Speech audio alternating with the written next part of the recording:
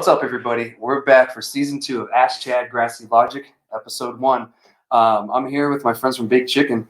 We're going to have a good conversation today, and we're going to talk a lot about you guys. So thank you for joining me. Glad to be here. Thanks for having us. Yeah, of course. Were you guys out of, by the way? We're in Barreno, so Okay. about halfway to El Paso, between Las Cruces and El Paso. Okay, awesome. And if some of you don't know, we live in what's called the border area. So, El Paso, Texas is really close to us. So, there's a lot of people that sometimes live in El Paso and work here, or sometimes the backyards in Texas and their front of the houses in New Mexico. So it depends where you live. So anyway, thank you again for joining me. First off, I want to thank today's sponsor of the episode, Quality Packaging. Thank you for sponsoring today's episode. For your packaging needs, in compliance, great communication, many pricing packages, totally custom and on time. Contact Josh Villegas for business inquiries or estimates. Phone number is 575-571-6288, or you can head up their email at qualitycustom, custom with the K, 210@gmail.com. Thank you again for sponsoring this episode, and shoot them out if you guys need some packaging.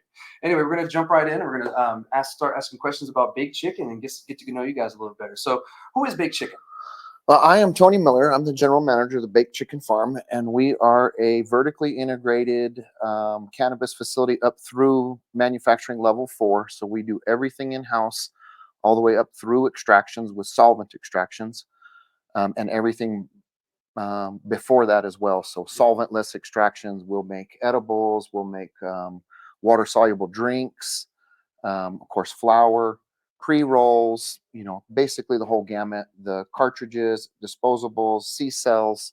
We're going to make all of that stuff in-house. Cool. So you guys are going to be really versatile and kind of provide a lot of things. That, yes, absolutely. We're trying to do everything in-house that we can. As the market develops and we start to see what people are after, the things that are in the real peripheral edges of the market to me is like lotions and potions and tinctures and things like that.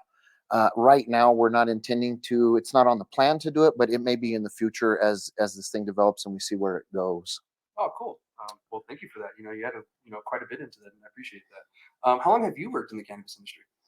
Well, it hasn't always been legal, but I've been in the industry for about 25 years, probably. I started growing in Colorado when I moved up there just about 98. So I started growing up there about 2000 or so. Okay. Yeah. Just right before they went medical, right? That was way before they were medical. I actually left there 10 years later and moved back to New Mexico before Colorado was even legal. So everything was always kind of hush-hush back in the day. Oh, yeah. Well, we all remember that. So a chicken farm, how did that come about? Really start the farm and everything on that. The chicken farm, we called it the Baked Chicken Farm to pay homage to it because it was a chicken farm. It was an egg farm, not a meat farm. Okay.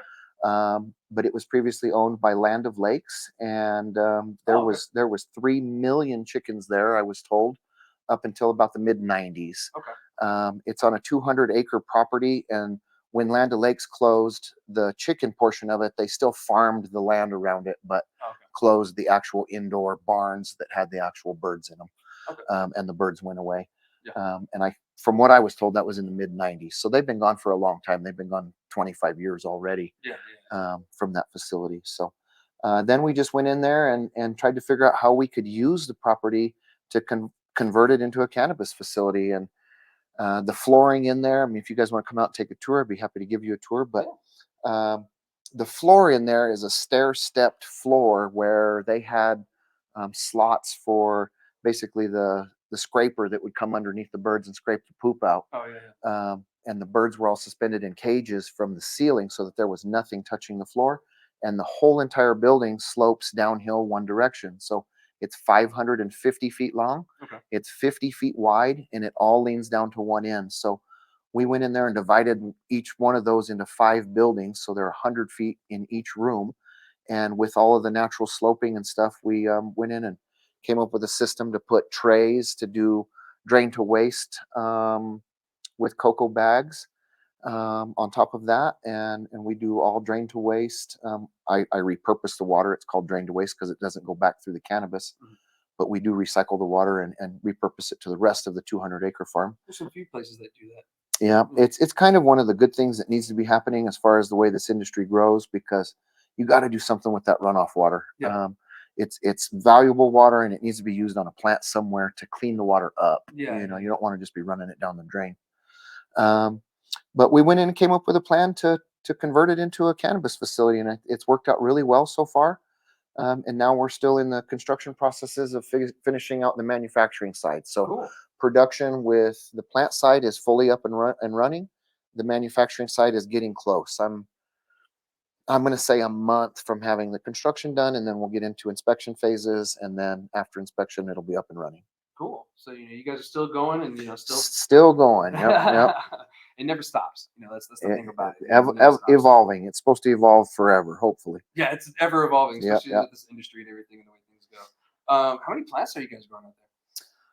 So I have 850 plants in each room and 10 rooms, so 8,500 plants flowering, and another 4,000 in veg, más o menos, somewhere in that neighborhood. Yeah. So about 1,250. Okay. 12,500, somewhere in that neighborhood, depending on what day of the week it is, if they've just been harvested or if we have an extra set of clones coming out. Yeah. Because I know that's a lot of plants to take care of, even on the veg side and the flower side. It is a lot. I'm staffed up right now. Of course, the office staff and my construction crew still, and the manufacturing crew that we're using to put all this together. I'm at 37 people employed out there right now. Gotcha. Well, I mean, that's a lot of area to cover, and looks like you guys are doing pretty good for yourselves. So it takes a lot to get it done, and I couldn't do it by myself. That is for sure. And I have a really, really good team that I lean on and does a really good job of keeping the production side moving forward, so that I can kind of lean on the manufacturing side to get it done. Yeah. To get the construction stuff done. Nice. Yeah. Always got to delegate. Yeah, definitely. So, what are some of your favorite cultivars that you guys are growing right now? We typically have about 15 cultivars in rotation out there, but some of my favorites so far, taste and smell wise, Nimbus Snacks, God's Breath, Garlic and Bananas. Nice. There's some odd strains out there, Midnight Runts, Apple Fritter. Some of them are fairly common, but they're also slight derivatives of some other strains, just like everybody else's. I mean, everything is so hybridized these days that there's really no pure anything. It's just a mix of something. Which, don't get me wrong, we did that on purpose. Fact. But at the same time, we got rid of this is all sativa, this is all indica, or something like that. It's all mixed. So it is what it is, but it's an ever evolving industry. There's still some land races that are out there, but you don't really run into them on the legal market as much as you used to. It's just like any industry. You're going to take the best of the best every year, and as the industry grows year after year, using the best of the best, you're going to evolve to be the best of the best. And what you started with is not going to be a comparison at all after X amount of years. Because we're stabilizing the genetics. Everything, yeah. I mean, everything. We're like 60 years behind, regular farming and their stabilization of genetics.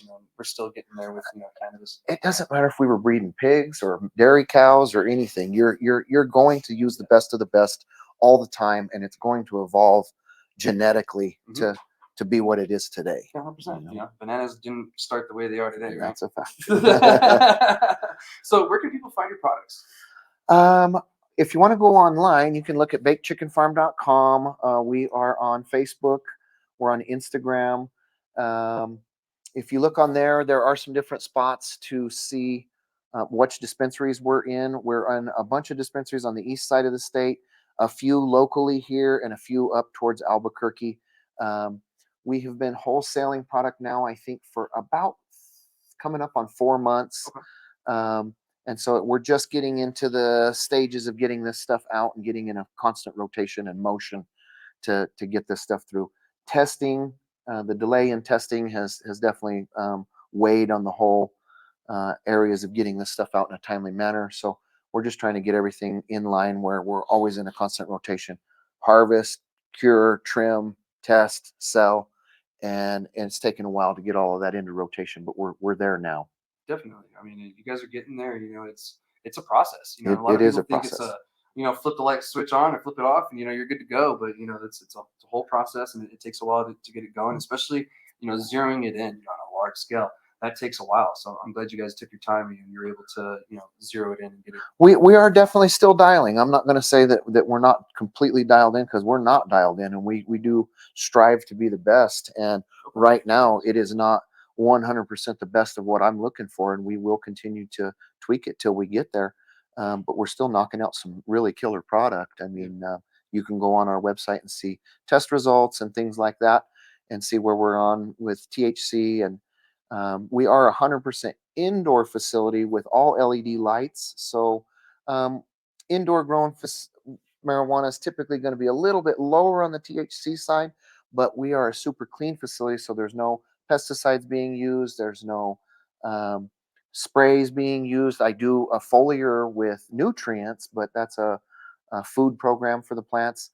Everything that we do there is biological pest control. We don't have bugs in the facility, but we use biological bugs as predators to monitor the facility and keep the facility clean. So we try to do everything as biological as we can. And so the product just ends up a better product, being clean indoor product, climate controlled, all the way through till it's in a bag.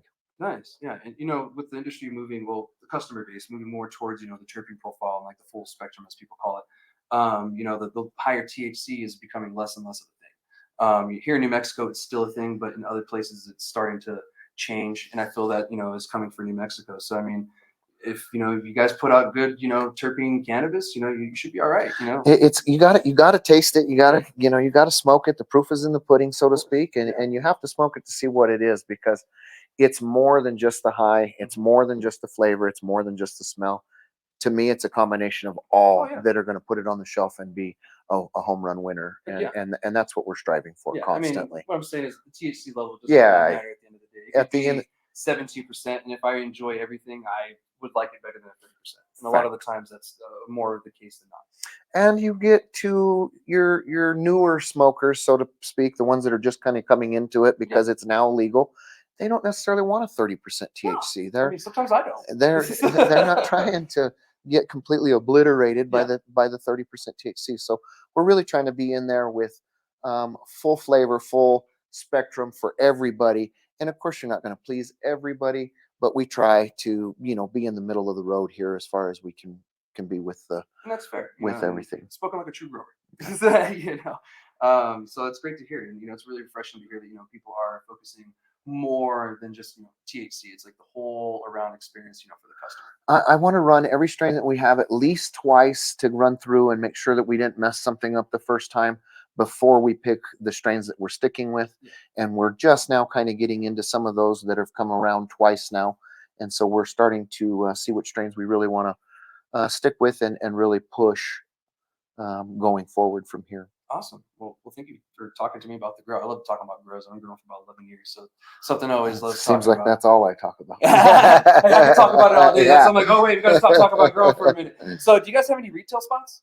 So the retail spot is built but not open yet. It is at 2702 West Amador.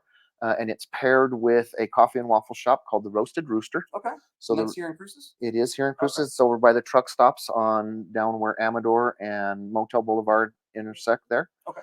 The Roasted Rooster is open. We are open 7 days a week there, from 6 in the morning till 10 at night, Monday through Friday, and from 8 to 8 on Saturdays and Sundays. The dispensary is paired next to it, but they're not associated with each other. So the coffee shop is just a standard coffee and waffle shop, as far as standard waffles go, because we do have delicious sandwiches and things like that, as well as breakfast waffles.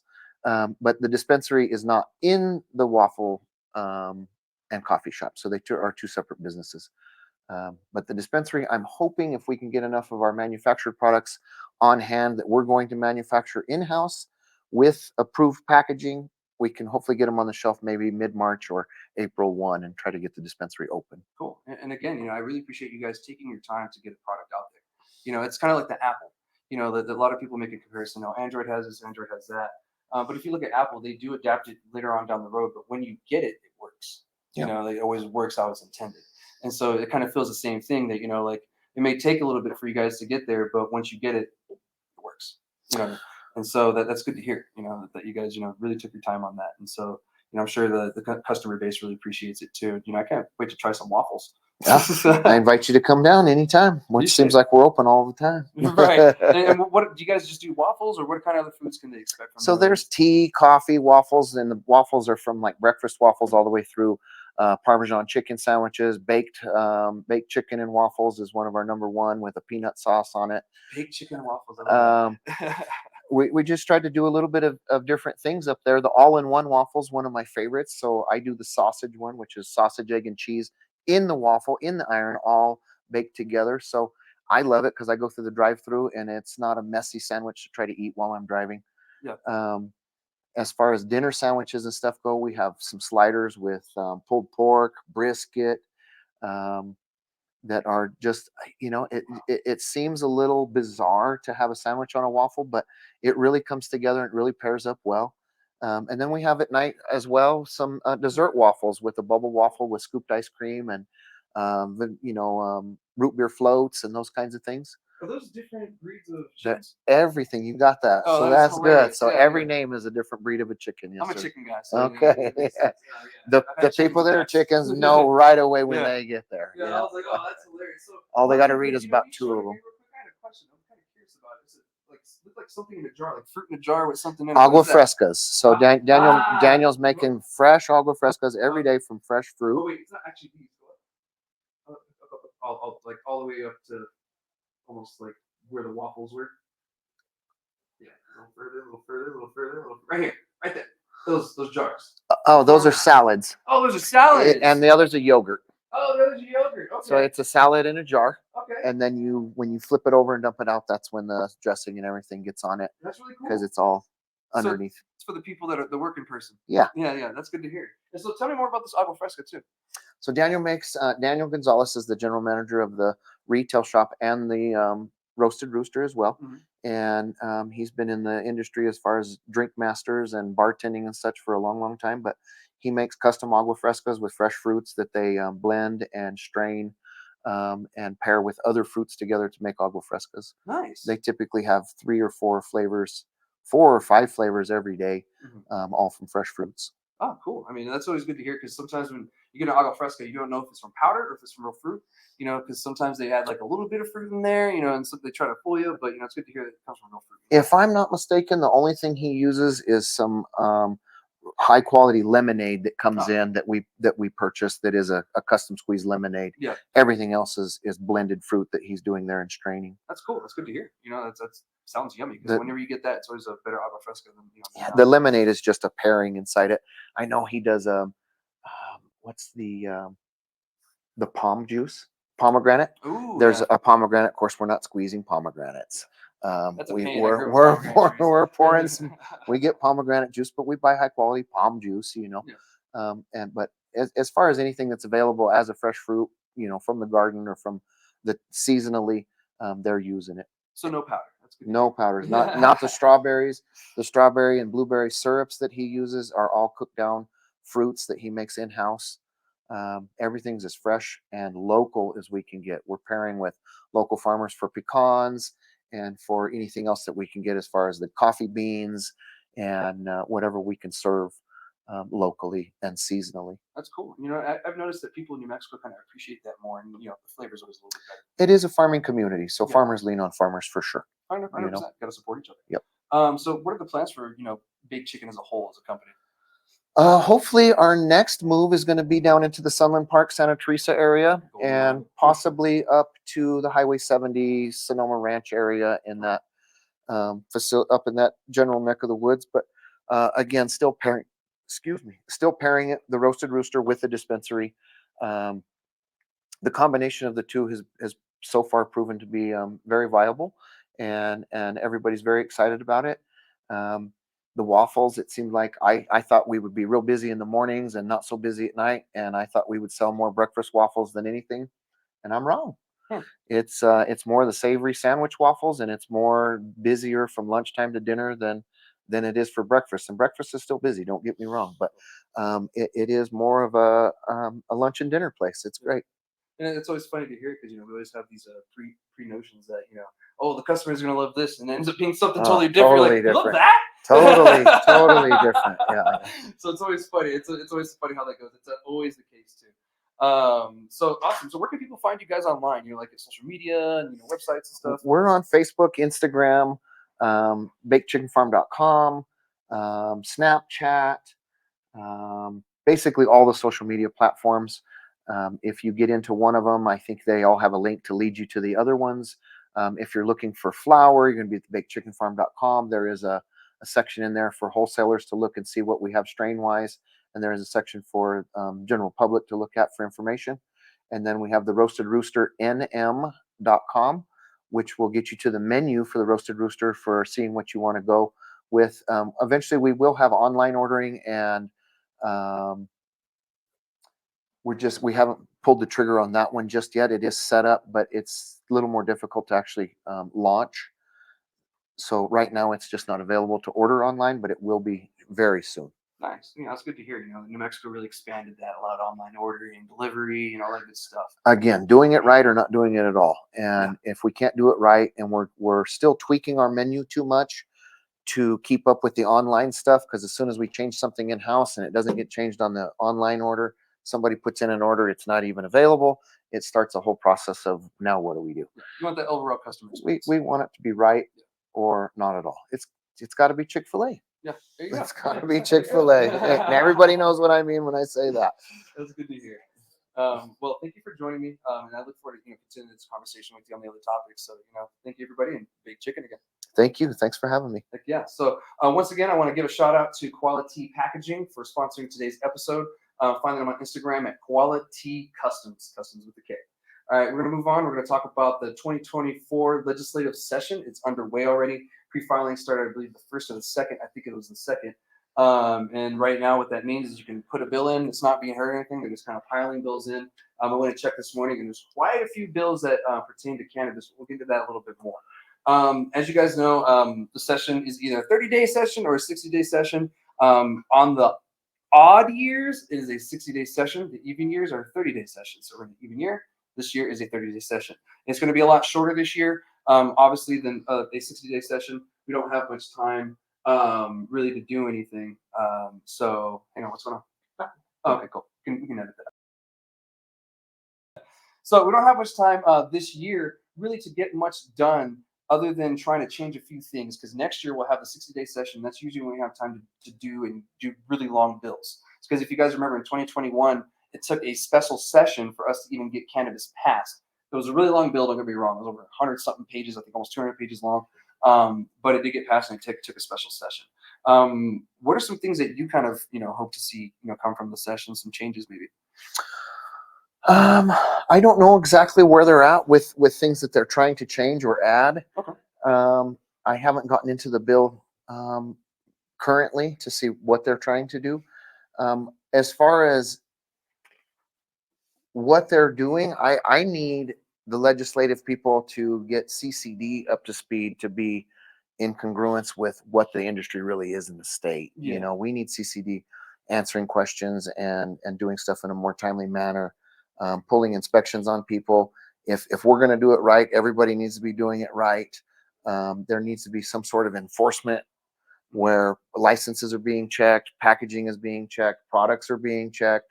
There's a lot of out-of-state product coming into this state, right, wrong, or indifferent. It's happening. Mm-hmm. And it just, if everybody's going to play by the same rules, we need to be playing by the same rules. And so as far as I'm concerned, in the legislative, it's not really a legislative piece.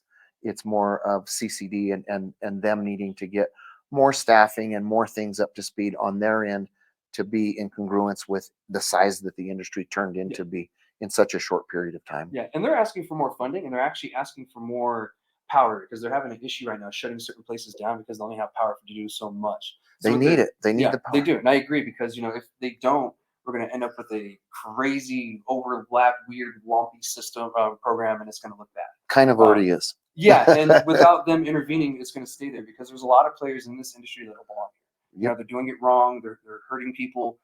They're screwing people over, and they just don't belong here, and they should be taken out. And unfortunately, they just don't have that power. And I think this session they do need to do that, because a lot of things are, oversaturation. That would be one of the ways to fix it. Also with, so the DEA coming with their response, that's going to help too. We'll talk about that more here in a little bit, though. I just wanted to mention that, because that is going to be something that's going to be a key factor on shutting more places down that don't belong here, and I'll explain more here in a little bit. So we'll move on and talk about more of the legislation session of what I hope to hear, because that was actually a really good point. And CCD does need a lot more power, because without that, we're going to end up in a really bad place here very quickly. Power and people. Yeah. They just don't have enough people to cover the state. Yeah, I saw the RLD truck yesterday coming back into town, and I was like, dang, that guy's probably driving all over, poor dude. we need. I welcome the inspections. You know what I mean? I welcome. I wish they had more staff to inspect everybody twice a year, 3 times a year, and make the industry in the state the best it can be. Yeah. And if you're not doing it the best, go somewhere else. Yeah, and I preach that all the time on my show. Please do it right. Try to follow all compliances. And the CCD is doing it for a reason. There's a lot of health and safety that goes into it as well. If you're not doing it right, you might be hurting somebody. Absolutely. So yeah, I'm glad that that's something that I hear from the industry too as well. So there is actually quite a few bills that are introduced, and I was actually going to explain what some of them are in it, so you get a first look of what's really in there and kind of Sure. get a take. So this year, one of the things that I really hope to see myself, and this is just a personal thing, is them talking about taxes. In 2025, the taxes are due to go up from 10 to 12%. And if that happens, we could see an increase of traditional market activity in the state due to that, because we'll be at an overall tax of about 22% now, instead of the overall 20% in certain areas, of course, of the state, depending where you live. And that is almost like a threshold of 20%. And that's already too high. And a lot of the residents in the state have a hard time affording just that. And so if we allow it to continue to 2023 or 2030, excuse me, that goes all the way to a total of 26%. And it would be an 18% before local and state taxes get into to effect. That's how we get up to a 20% now, is because of the way that the tax is going. So if that happens and we increase the taxes all the way to that, or even just next year, the 2% that is going up, we could see a lot of illicit activity because people just won't be able to afford it. One thing that I kind of threw out there that would help is we lower the tax for local residents and keep this increasing tax for out-of-state purchases, meaning the people that are probably purchasing from Texas. Definitely see some of those. Yeah. We see about one or two of those, a year maybe. Yeah. So if we tax the out-of-state people at a rate like this, or a little higher than what we tax the in-state people, we'll see less illicit activity in the state, because the residents have a cheaper outlet. And then the tourists come in; they usually pay a premium on anything, anyways. They should be okay with that as well. So I'm not too sure. How do you feel about something like that yourself, as like a business owner? Like the taxes increasing. I don't definitely want to see taxes increasing. No one wants that. It definitely costs a lot Yeah. after you give them the price of the product, and then you come back and hit them with another 20% on top of that. They're like, well, I thought you just told me a price. Yeah, exactly. Well, it's tax. It's just like anything at the store, but they're used to a 6, 7, 8% tax at the normal store. Something reasonable. The other thing is too, I believe this state still has free tax for medical patients, correct? Yes, I think it's tax free. So that is one avenue to try to beat some of those issues, is to have a medical card, and making those more readily available is also something that the state could do. And I know I sound like like I'm complaining about something crazy, because here in California, it's crazy. I know you guys are tax crazy in California, but for New Mexico, we're this very ain't California. Yeah, exactly. Thank you. This isn't California, guys. And this tax right here would hurt our residents if we keep allowing it to increase. So I think this year we have to tackle this, because next year it does increase. And so if we tackle this year, we can at least get ahead next year. When it comes to the new bill, we don't even have to worry about that part. It's already done. We can worry about the things that do need to happen. I feel micros need more cannabis plants.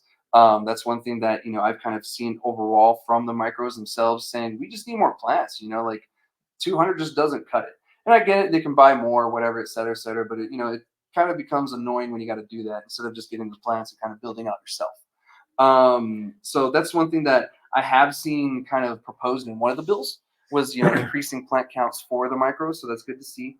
And I'll tell you guys a few of the bills. There's actually a whole page and a bunch of bills that have cannabis in there.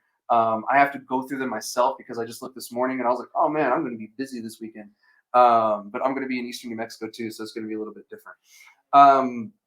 So with the 30-day session, I've mentioned this before many times, they usually just worry about the budget.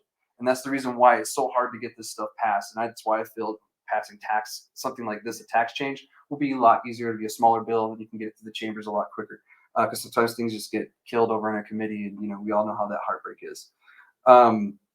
So ensure you guys are watching my socials and everything, because I'm going to keep everybody up to date on what's going on. Like if the bill is introduced, if there's a committee hearing going on, I'll send links for the webcast so you guys can watch the committee hearings. I put it on my TV and throw popcorn at the TV and cuss at people. So you guys can do the same yourself if you like, if that tickles your fancy. I do it so that way I know exactly what's being said from my representatives and how they're representing me. It's a way that, the state can be transparent. We know that the people that we voted for are doing the jobs.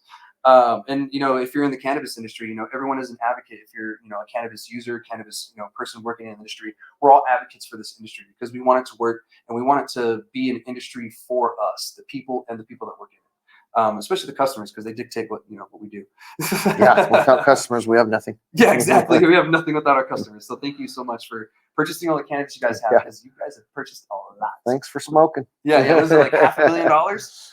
It's getting up there. I saw a $30 million report from Sunland Park. Yeah, from January to November. Yeah, that was a lot of cannabis.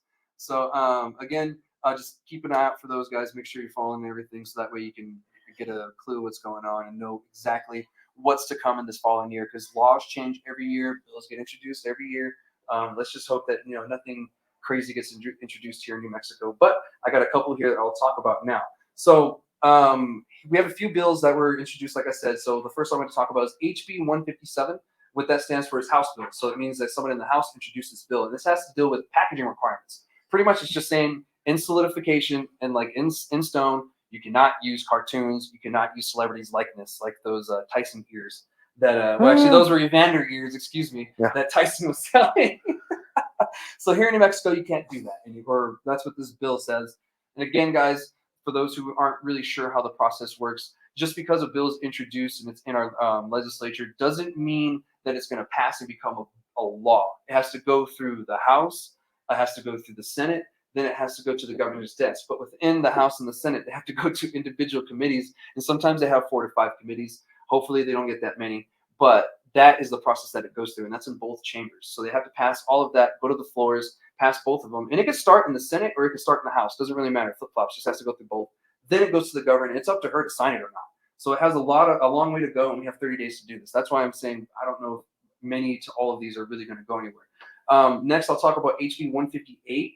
That one is a DWI thing, and there's another one in there that's similar that has to do with saliva tests, a roadside saliva test they're going to be doing.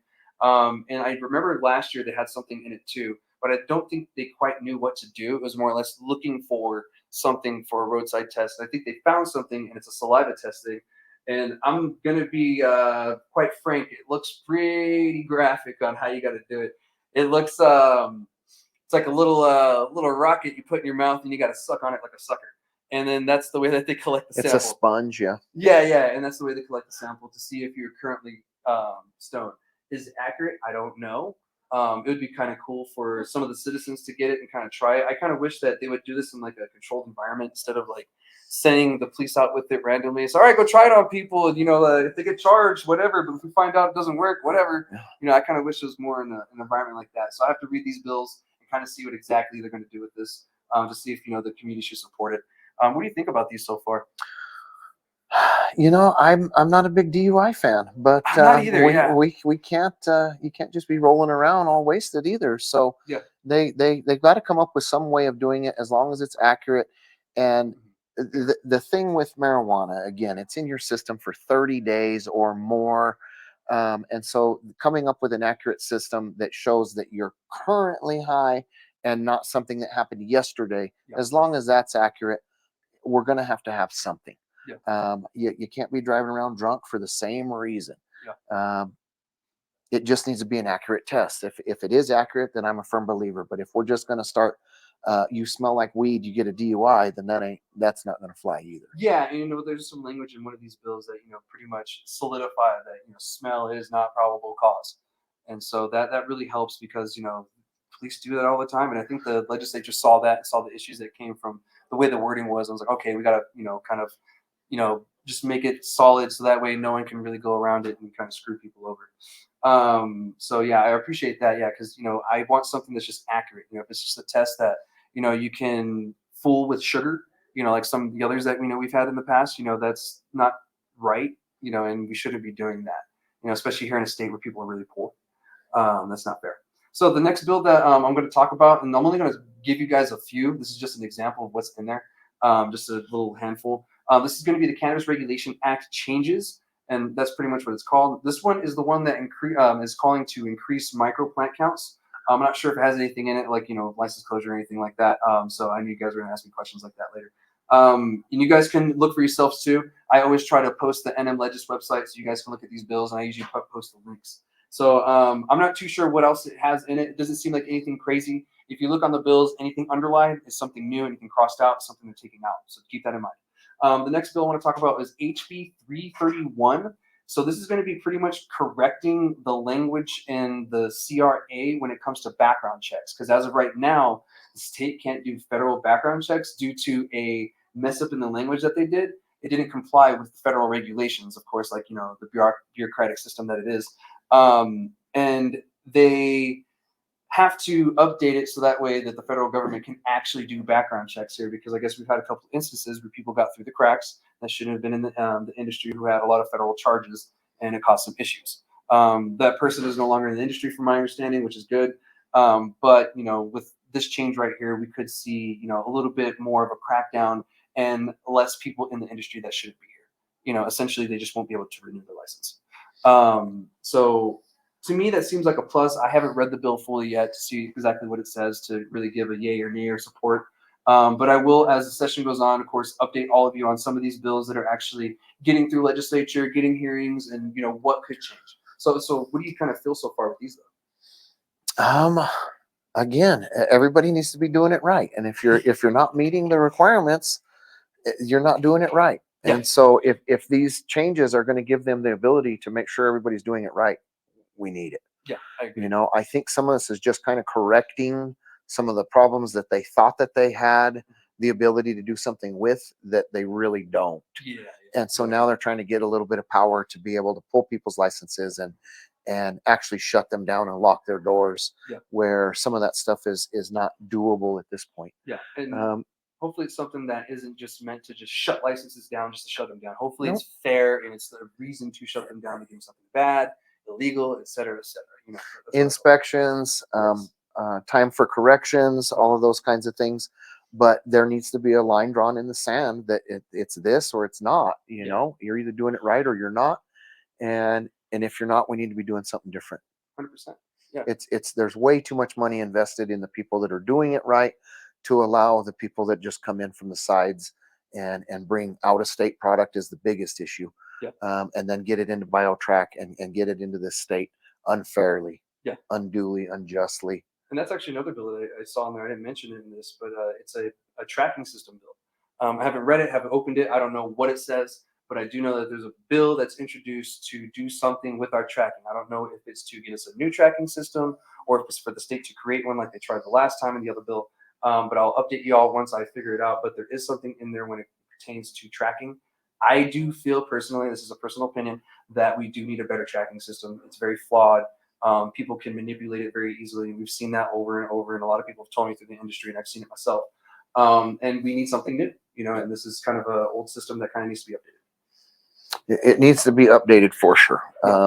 There is a lot of manipulation, even if you have to go in and put an excuse or a description of what happened. CCD doesn't have enough people to be monitoring what they're really doing. And so there's just a lot falling through the cracks that if the people that were reviewing that information knew what they were looking at, there would be a lot of red flags that would come up, and they would be looking at other people for other reasons. Yeah, 100%. So I like that, and I agree, because there's just, I kind of hope that these bills all together end up just closing a lot of loopholes and helping us in the long run. We probably won't get something big until next year, but one or two things helps, for now, until we can get a longer session, which I just wish all our sessions were a little longer, but there's nothing we can really do about that right now. I did see something too. I think they're talking about an amendment with alcohol. Oh, to allow cross business, not in the same facility, but to allow you to have the license. Yeah, because I thought that was dumb. So hopefully they change that too, because you should be allowed to have a liquor license and a cannabis license. Two separate businesses. Two separate entities. But you should be able to do that as an entrepreneur in a capitalist society. This state is very anti-business. Sometimes it seems like. Yeah, and sometimes it feels like that in the cannabis industry. So hopefully they can change that, and something can change positive. So thank you anyway for that conversation and your point of views and opinions on that, because the industry opinions really do matter, especially when it comes to something like this. If they had somebody like myself reading the bio track descriptions and things, it takes one to know one. The problem is they just don't have the people that know what's going on, that are reading the descriptions of why things are being removed from BioTrack, which allows them to most of the time put it out onto the black market. Yeah, because they didn't pass testing. Yeah, whatever the reason may be. And if they had the right people sniffing around in those notes in the BioTrack, I think they would be finding a little bit more that is being reported and nobody's catching. Oh, so it's right under their nose. They're just not reading it. It's under their nose. Yeah. Check your notes. Check your notes. All right, so we're gonna move on. We're gonna talk about the DEA. And I know, no one wants to talk about the DEA or the feds. F the feds, I get it. But this is actually something good, kind of. So the DEA, they responded officially, and they announced that they are actually now reviewing the Human and Health and Services recommendations of moving cannabis from Schedule 1 to Schedule 3. What this means is that DEA is currently, as we're having this podcast and recording it, that they are reviewing all of the facts that the HHS has sent them and more. So that is actually good news, because that means we could hear a final decision within late spring or early summer at the earliest. Latest would be closer to election time, because this is an election year, and I think that's the reason why we're on a sped up timeline with them and the way they're going about it, the route that they are. As you guys know, it's a presidential election. When things like that happen, a lot of weird things start to happen politically. Of course, all the ads start to come up, and it's really annoying. I just hope my mailbox isn't full of those freaking flyers. They will be. They will be. What a waste of money. I can always hope. I know. I got so much paper. So much paper. So a couple of weeks ago, as I said, the DEA did announce that they are officially reviewing it. What this means is they could reschedule, deschedule, or do nothing at all. What I do feel they're going to do is they're going to go with Human Health and Services recommendations of Schedule 3. It's very rare to see a federal entity go against another federal entity's recommendation on that point, unless they have significantly more evidence, aka us as the industry and people contacting them and letting them know that no, this is what we need for a reason. I hope that you all, use that as a hint to contact your representatives and to contact the DEA directly, to at least give them your opinion. As a taxpayer, you at least should give them what you think and believe. I understand that the DEA is the final say in this decision right here, but we still can tell them how we feel, and that might help. Not to mention that they just went through and Schedule 1 all the deltas, all the CBD products. They did, yeah. Just did that too. Yeah. So it's kind of peculiar that you take the delta products and put them Schedule 1 while you're reviewing the rescheduling of marijuana. But yeah, because it probably means they're going to move to Schedule 3. I'm not the director of the DEA either. Yeah, me neither. I don't pay that guy. Well, I guess my tax. I don't pay him directly like that. So yeah. It's good that we're getting the DEA to tell us this and to let us know. It's just the industry is very afraid of Schedule 3. There's a lot of people who are happy, about Schedule 3, but there are some things that come with it that are pros, and there's some things that come with it that are cons. The pros would be, of course, we don't pay 280E anymore. Yay. The con would be that we now have to deal with more alphabet boys or more federal entities. That would be the downside. We're going to have to get ready for that day. So getting prepared now would probably be a good idea to figure out who we're going to have to deal with, what we're going to have to deal with. And a good idea to probably look at the hemp industry, since it is federally legal. And those guys do have to deal with, certain other federal entities we don't. So it might be a good idea for, everyone to kind of look at that, kind of figure it out. And maybe even contact some of these federal agencies and, just ask them directly. If, let's say, they reschedule to 3, what will I have to do? To get up to par. So that way, once those regulations go into effect, you're hitting the ground running, and you don't have to worry about everything. I want to go to Schedule 3 because they would rather pay that 280E tax versus being something over here wonky that, we don't even know what's going to happen yet. Texas. Yeah, exactly. So Texas might just be a Schedule 3 state, and they might put that in their law where you have to be. New Mexico, I could see us doing something where it's split down the middle. You can be 280E or you can be Schedule 3. Either way, they're getting your money. And I'm kind of afraid of that, because that just, why? More hands in it. Why? Less regulation, more hands in it. It's regulated but uncontrolled. Yeah, exactly. It's not policed, if Yeah. you will. Because, a lot of people think that right away the states are going, oh yeah, every state's just going to do Schedule 3. And I'm like, I don't know. I mean, certain states are going to fight that, not want to do it because of whatever reason. Because of who they are. Yeah.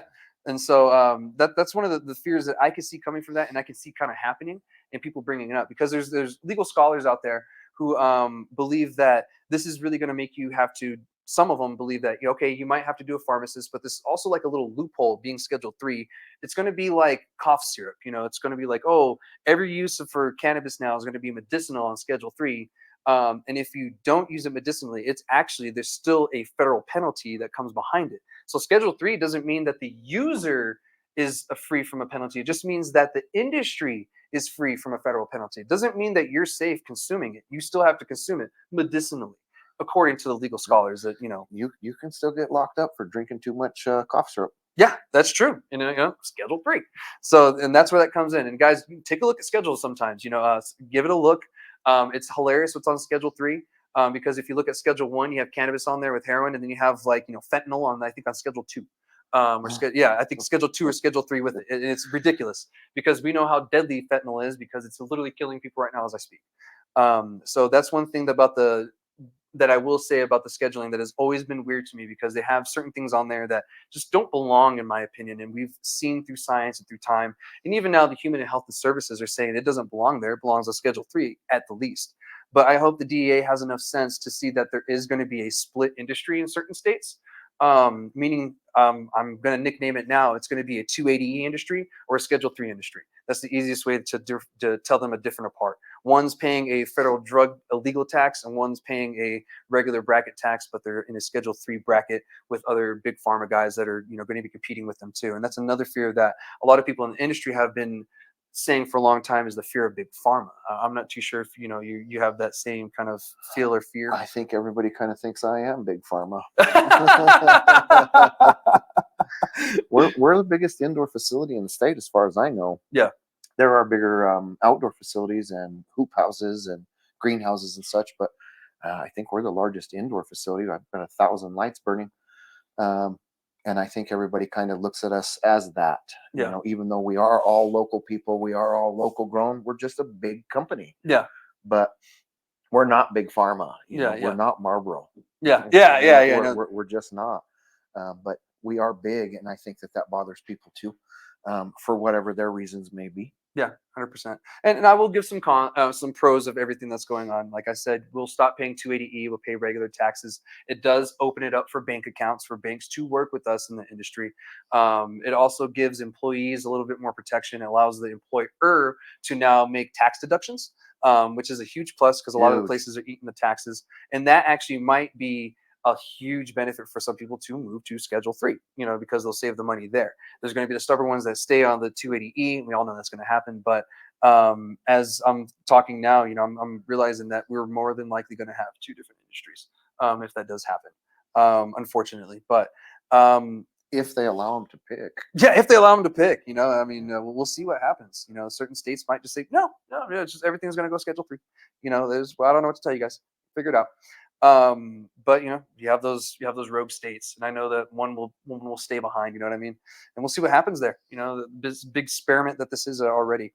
So we'll see what really happens when it comes from this with the DEA. If they could take 10 years on this decision if they want, to be honest. They don't have to give it to us, at the time period that I'm giving. I'm just giving an estimate and a guess of when it's going to come out. And from what people have told me, from around the industry too, kind of what they feel too is, late spring, early summer. And I kind of feel that'd be a good timeline, especially being in an election year. So, have anything else on that? No, it definitely, because it's an election year, a presidential election year, we will see some crazy things happen. Some of that stuff will happen overnight. If they're looking for a vote in a certain sector. Yeah. They can sneak a lot in, and they can sneak a lot out during the same session for the same reason. Yeah. And I did want to add too, that some of the legal scholars say that, it's impossible for us to decriminalize because we, international law, we have to go by international law. We could get in trouble, but Canada did it, and I don't see anybody really giving them a big complaint or anything. So I think that's just people being paranoid and really breaking it down and just kind of going to every little possibility that could happen, in my opinion. The biggest things that happens for anybody in Las Cruces, and it's not just myself, it's we're south of the Border Patrol. Yeah. So anything that we produce here, I have very limited access to the rest of the state to get my product out, where everybody else in the rest of the state can come down here and bring their products in here, no problem. So we're not really playing on level playing grounds here, on even playing grounds. Even in the state, yeah. Within the state. Yeah. So the rescheduling might do, us some good. Us being anybody south of the Border Patrol. Yeah. Because then the Border Patrol will have legal action to back off on what they consider a federal offense. Yeah. And then we'll be able to cross state lines. So Yeah. if I Interstate start commerce. producing one amazing product like our water soluble drinks are going to be, then we could take that across state lines. So to me, that's a positive thing. Again, there's a lot of negatives that could come with it. Yeah. I mean, with every positive comes some kind of negative. And in this sense, you know, we were, especially with the federal government. yeah. We all know that one. And I'm sure everybody in the industry could agree with us on that one. So either way, it's a great idea to contact your representatives, guys, you know, to tell them what you feel should happen and to contact the DEA respectfully, of course. Don't start emailing people angrily, all caps, and start cussing. You know, please talk to people respectfully like you would want to be talked to, because we can disagree, but we don't have to yell at each other. There's really no point of that. So that's everything I had for the DEA thing for now. Once we get any more updates, I'll keep you guys updated. You know, I'll put it on my socials. This was on my socials first because we were on the break from season 1 to season 2. But I wanted to update you guys on those 2 important things that's really happening right now.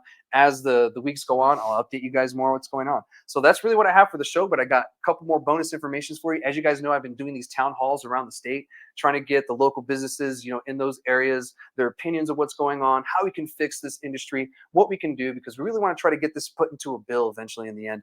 And I kind of feel that would be helpful. I know this year it probably won't pass, but it's something good to have next year because it's a bill by the industry. You know, we're really getting a consensus of what everybody wants and needs. And that's kind of really what I want. So the more of you that show up to these town halls, the better information and data that we get to put in there, because this is something that you guys have been telling us. And, you know, we're going into this non-biasedly. We allow you guys to talk, to give your piece, and we, you know, write down exactly what you say. So if you guys want, we're doing 3 more this month. I know, crazy, right? We're going to be in Clovis, Carlsbad, and Hobbs. This week we'll be in Carlsbad. So this Friday, January 12th at 610 North Canal in Carlsbad, and it's going to be 5 p.m. to 6:30 p.m. So the following week, we're going to be in Clovis and Hobbs. So keep that in mind. These 2 are going to be going on at the same time. The good people at the Plug NM are going to be helping us with this one. They're going to be conducting the Clovis meeting while we're down south in Hobbs, or more south, down in Hobbs, and we're going to conduct that meeting at the exact same time they are. So we're going to have 2 different meetings going on at the same time. So those of you in Clovis can all go and attend that meeting, put all your data in, and give them everything that you want to spiel. And us down in Hobbs, we're going to do the same thing. So the Clovis location will be at Nature Solution. That address is 1301 North Prince, and that's Clovis, New Mexico. That's going to be the same time, 5 o'clock to 6:30.